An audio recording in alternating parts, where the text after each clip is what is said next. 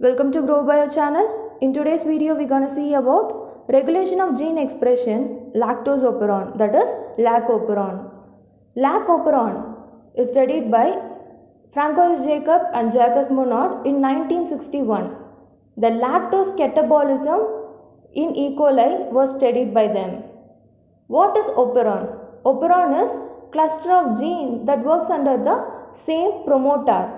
That is, operon is the genetic unit of contiguous, that is continuous structural gene and two non-coding promoter and operator gene. That is, they don't code for any protein, they just maintain the structural gene, okay, which performs coordinatively for same function, that is production of protein needed by the cell.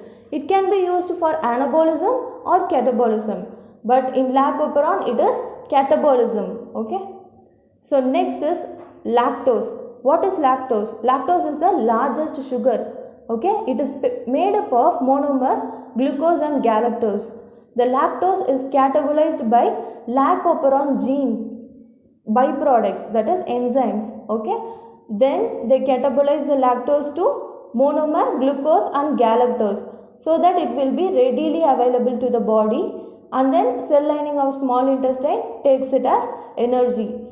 So here from the pictorial depiction you can see the lactose production. Here the lactose is made from galactose and glucose. Galactose is mentioned in violet color and glucose is mentioned in red color.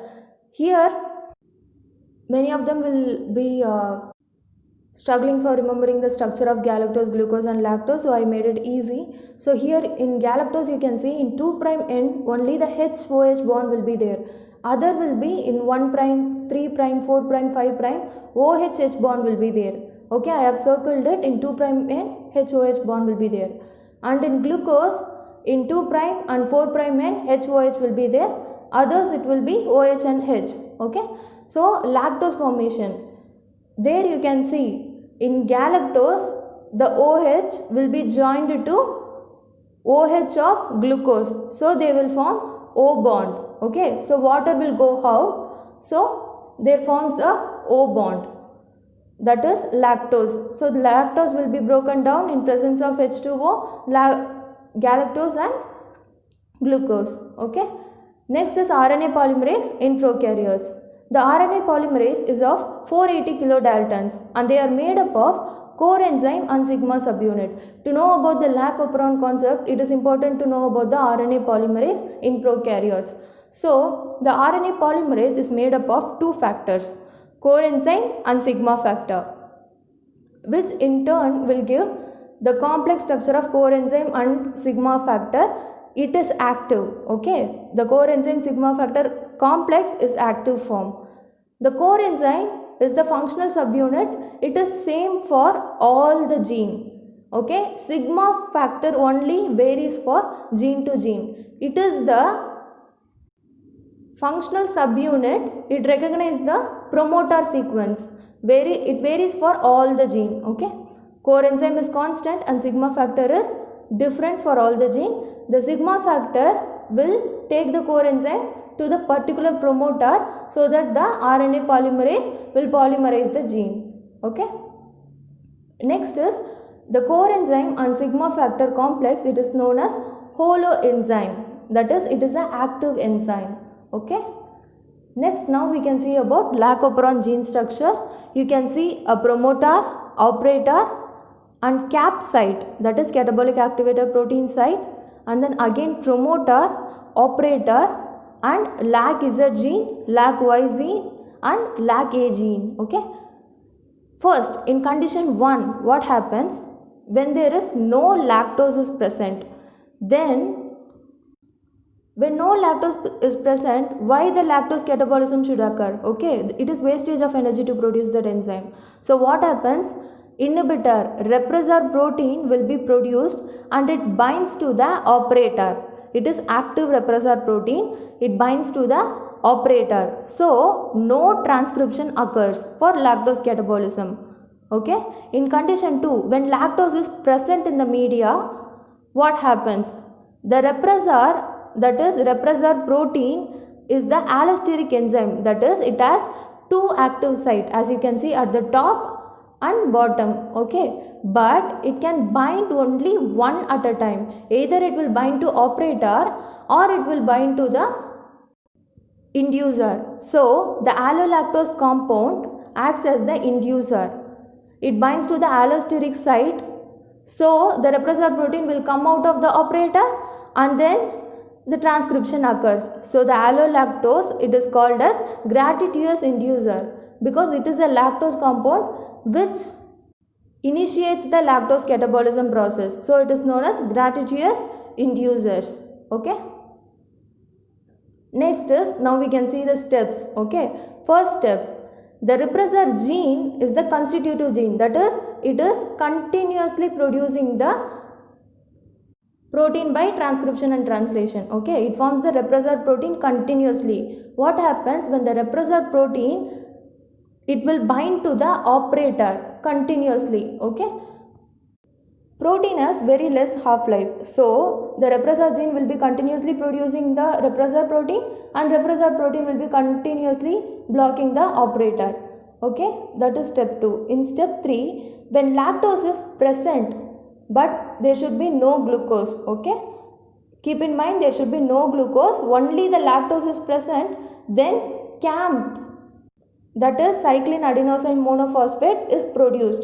When glucose is high, CAMP will be low. Okay, when glucose is low or no glucose is present, then CAMP will be high. CAMP is the hunger signal. The cyclin adenosine monophosphate is the hunger signal. At the next step, the CAMP, that is cyclin adenosine monophosphate, will bind to the CAP, that is catabolite activator protein. Then they form a complex, that is CAMP-CAP complex. They bind to the CAP site. You saw now the CAP site is present before the promoter, so there they will go and bind. After that, in step 5, the receptor protein, when lactose is present, the allolactose will go and bind to the allosteric site, then the operator, from the operator, the receptor protein will be removed. Okay, so that is step 5. In step 6, what happens? The holoenzyme with the sigma factor. Okay, the sigma factor along with the core enzyme, which is alpha and beta prime omega. It is the core enzyme. Okay, so it will bind to the sigma factor. The complex holoenzyme will bind to the promoter gene. That is step 6. And in step 7, transcription will occur along with the translation by ribosome, because it is in prokaryotes. There will be no nucleus will be present. So simultaneous transcription and translation occurs. And in step 8, LAC-Z, LAC-Y and LAC-A gene will be transcripted and translated, and the enzyme will be produced for the lactose catabolism.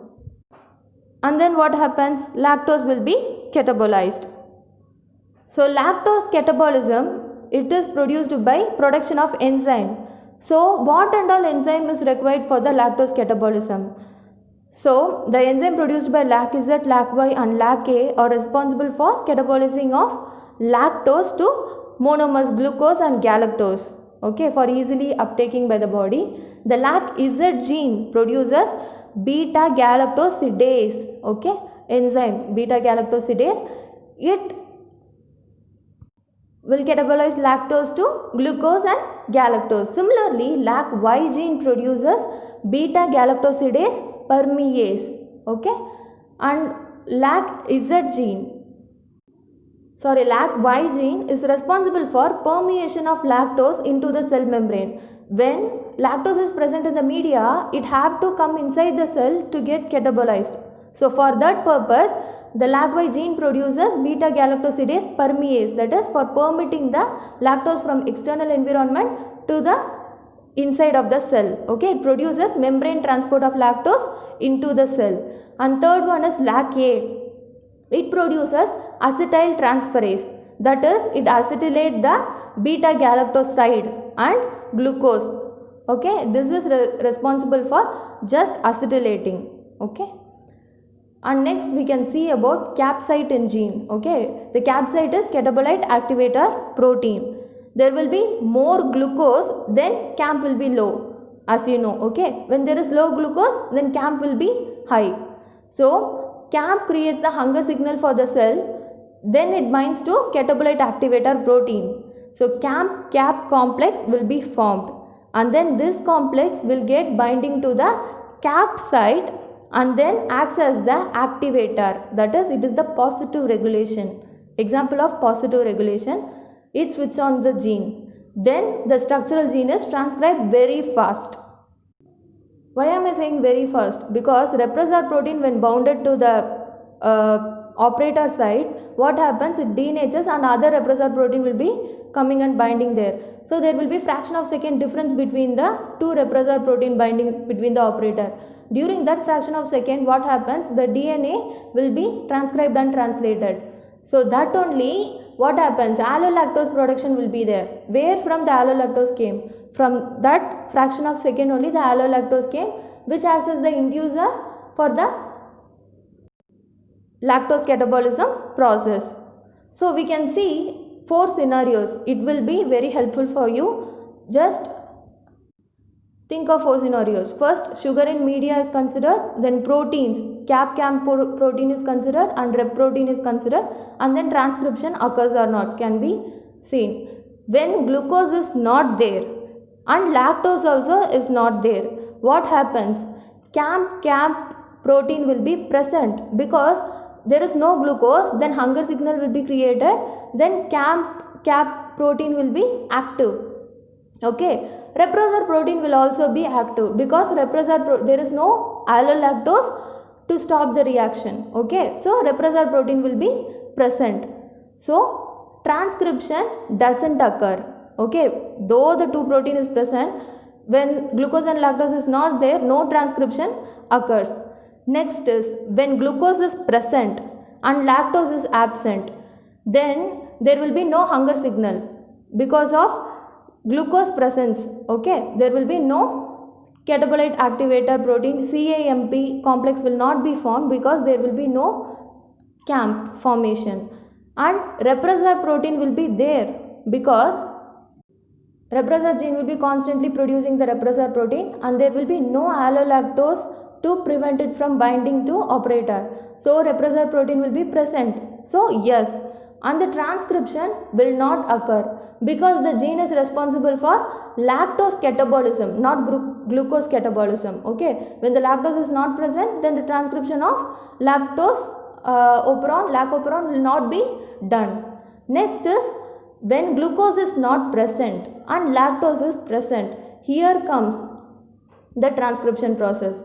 So when glucose is not there, what happens? Hunger signal will be created, that is CAMP will be created, then CAP complex will be produced, then it will bind to CAP site, then what happens? CAP protein will be present. So yes, and repressor protein will be no because there is allolactose production. So repressor protein will be removed from the operator. Then what happens? The transcription occurs at faster rate. Okay. Next is, when glucose is present and lactose also present, what happens? Glucose is present, so no hunger signal will be there. So CAMP complex will not be formed. So CAMP proteins will not be formed. So no. And repressor protein, so lactose is present and there will be allolactose production. So allolactose will bind to repressor protein. So repressor protein will not be bounded to the lacoperon. So rep protein will be no because it doesn't bind to the lacoperon. So no, rep protein is no. Then the transcription will not occur because no proteins is present. Okay, because it is responsible for, lacoperon is responsible for lactose catabolism. So in the presence of glucose, the lactose catabolism will not occur because bacteria will get used to glucose. Okay, it is easily digestible. It will not uptake lactose until the last glucose present. So when glucose is present and lactose is present, only after the glucose is done, then it takes lactose. Okay, so no transcription occurs until the last glucose is present.